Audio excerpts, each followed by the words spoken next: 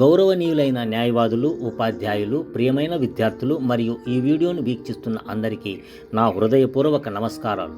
ఈరోజు మార్చి 3వ తేదీ ప్రపంచ వన్యప్రాణి దినోత్సవంగా జరుపుకుంటున్నాం.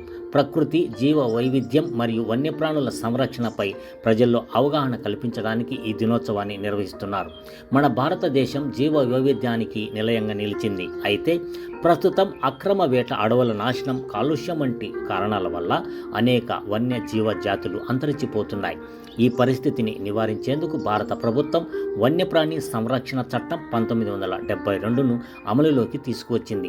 ఈ చట్టం ద్వారా వన్యప్రాణుల వేట, అక్రమ రవాణా మరియు వాటి అవయవాల వ్యాపారంపై కఠినమైన నిషేధాలు విధించబడ్డాయి. ప్రకృతి మరియు జీవ వైవిధ్యాన్ని రక్షించడం కోసం చట్టపరమైన రక్షణను కల్పించడం దీని ప్రధాన ఉద్దేశం. ఈ సందర్భంగా ప్రతి భారత పౌరుడికి ప్రకృతిని కాపాడే బాధ్యత ఉంది.